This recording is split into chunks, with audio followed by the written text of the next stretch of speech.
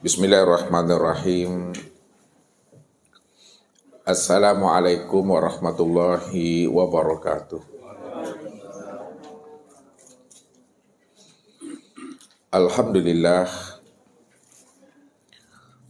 Alhamdulillahilladzi nawwir qulubana binuri ma'rifati wal yakin wa adkhilna ma'al awliya'i was solihin. Wassalatu wassalamu ala sayyidina Muhammadin nabi sayyidil mursalin wa ala alihi wa sahbihi rasulillahi ajma'in. Wa qala Allahu ta'ala fil Qur'anil Karim,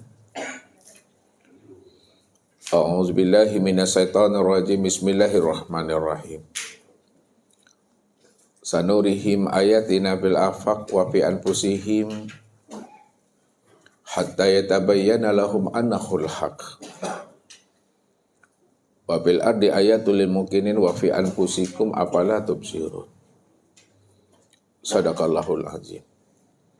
Bapak Ibu, saudara-saudara dan anak-anak kami Jamaah Tauhid Rabbani yang dirahmati Allah. Mengimani Allah sebagai seorang mukmin yang bertakwa kepada Allah Azza wa Jalla adalah Allah yang kita imani itu sebelum habisnya usia umur kita meninggalkan alam dunia dan alam syahada ini adalah Allah yang wujud, Allah yang nyata, Allah yang terang benderang. Wujud dan nyatanya Allah itu, serta terang benderangnya Allah itu, tidaklah menyilaukan pandangan mata zahir dan tidak pula menyilaukan pandangan hati. Karena memang segala yang wujud dan yang nyata itulah sebenarnya akan terangnya dirinya. Maka dirinya itu benar-benar wujud, terang dan jelas dalam pandangan mata zahir, apalagi dalam pandangan mata hati. Walaupun Allah itu dikatakan batin dirinya, namun batin dirinya itu telah zahir pada segala yang nyata ini. Kalau Allah itu telah zahir pada segala yang ada, maka disitulah letak pemahamannya bahwa Allah itu benar-benar nyata daripada pandangan mata. Itu maksudnya Bapak Ibu. Kalaulah pandangan mata ini mampu memandang segala yang nyata, pandangan mata ini mampu memandang segala yang wujud, pandangan mata ini mampu memandang segala yang zahir, maka Allah yang wujud dan yang nyata itu lebih nyata lagi dibandingkan nyatanya pandangan mata kita ini. Begitulah sebenarnya Allah mengutarakan akan rahasia wujud nyata dan terang benderangnya Allah itu, yang tidak menyilaukan pandangan mata zahir dan pandangan mata hati. Apa kata beliau? Innakum satarawna rabbakum ayyana. Bahwa kamu benar-benar akan menyaksikan Allah yang wujud itu. Allah yang nyata itu adalah Allah yang benar-benar nyata, yang tidak menyilaukan pandangan matamu dan tidak pula menyilaukan pandangan hatimu. Kenapa dia tidak menyilaukan pandangan mata dan hati? Sebab segala yang nyata ini itulah sebenarnya kenyataan akan nyatanya dirinya itu. Akan tetapi kenapa manusia tidak mampu memandang akan kenyataan nyatanya diri Allah itu? Kalau memang Allah itu yang nyata semata-mata. Itu disebabkan manusia tidak mampu memandang kenyataan nyata Allah itu, padahal dia yang ada semata-mata. Itu sebenarnya disebabkan karena keakuan dan kesadaran dirinya. Dia sudah terhijab dengan kesadaran dirinya. Dia telah terhijab dengan keakuan dirinya. Jadi ketika manusia itu telah terhijab akan keakuan dan kesadaran dirinya sendiri, Bagaimanapun Allah itu wujud dan nyata, maka dia tidak akan pernah mampu memahami dan mengenali akan wujud nyata dan terangnya Allah itu pada dirinya dan pada alam ini. Sebab dia masih memandang ada dua wujud.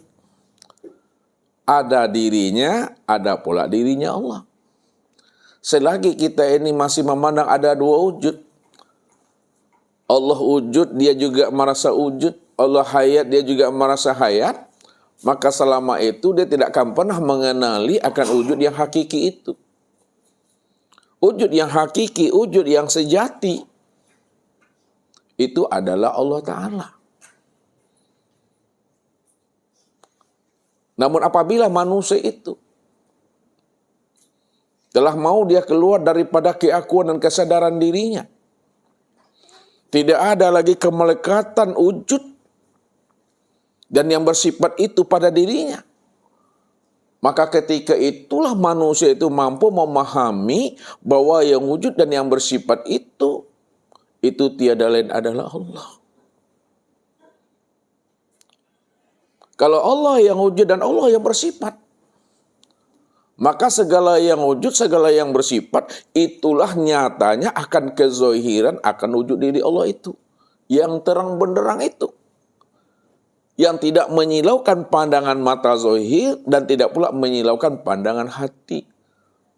Karena segala yang nyata, segala yang wujud, segala yang zohir, itulah nyatanya akan diri Allah. Ini yang mesti kita imani. Sehingga Allah yang kita imani dan kita yakini itu bukanlah Allah dalam khayalan kita. Bukan Allah dalam pandangan, pemikiran dan pemahaman kita. Bukan Allah dalam pandangan imajinasi kita. Karena Allah itu sebenar-benarnya Bapak Ibu bukan konsep.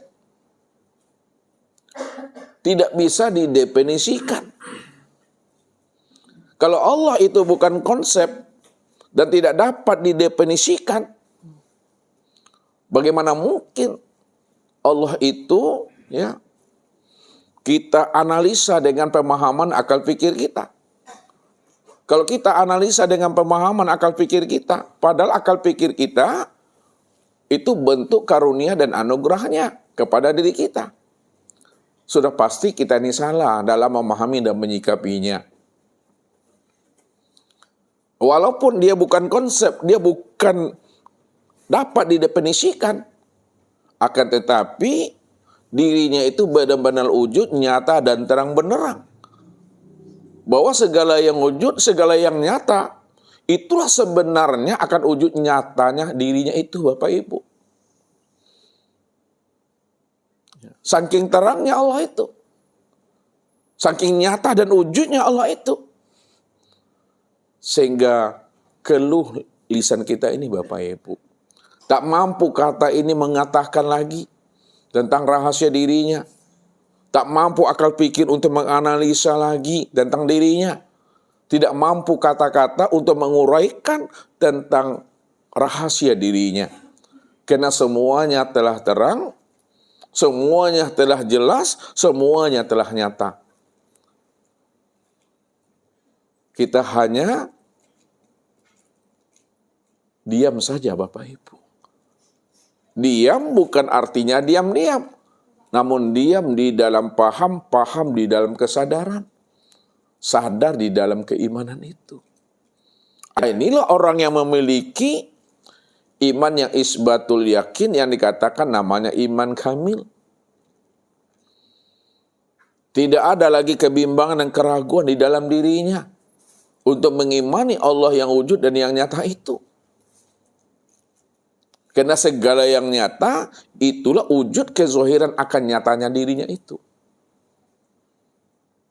Akan tetapi selama kita ini masih terhijab, masih terdinding, masih ada tembok besar yang menghalangi batin dan rohani kita memandang Allah itu yang wujud dan yang nyata, maka selama itu pula lah kita tidak akan pernah mampu mengenali akan Allah itu yang sesungguhnya.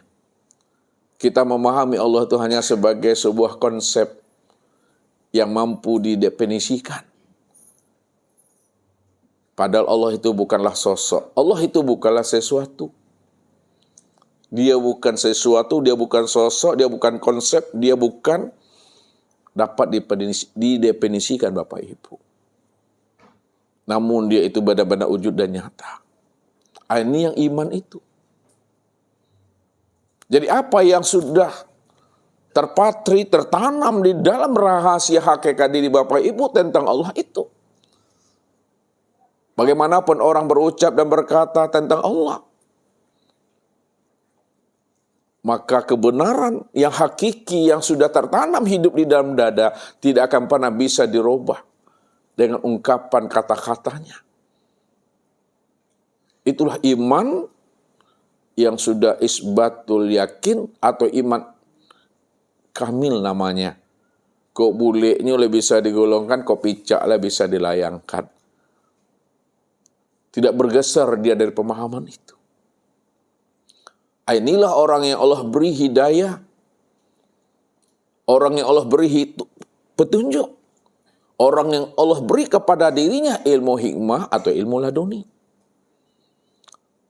Jadi ilmu hikmah, ilmu laduni, hidayah dan petunjuk itu langsung Allah turunkan ke dalam dadanya. Allah masukkan ke dalam rahasia dirinya.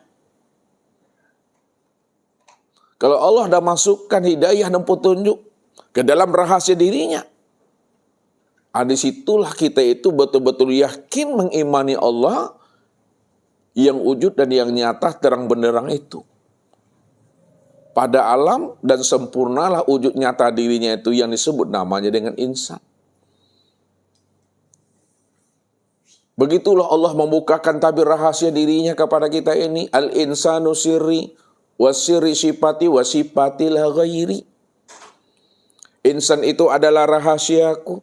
Rahasiaku itu adalah sifatku dan sifatku itu tiada lain adalah diriku. Jadi tidak ada diri Bapak Ibu, tidak ada diri Ustadz, yang ada itu diri Allah. Kenapa diri Allah yang ada? Karena dia cuma yang wujud yang ada secara mutlak semata-mata. Maka disitulah Allah menjelaskan akan keahatan dirinya. Di situ Allah mengutarakan dan menerangkan akan rahasia dirinya, bahwa dirinya itu yang wujud dan yang ahad itu. Qul huwallahu ahad. Allahu la ilaha illahu. Kullu syai'in halikun ila wajhahu. Katakan hai Muhammad, bahwa sesungguhnya aku ini adalah Esa. Aku ini adalah satu-satunya.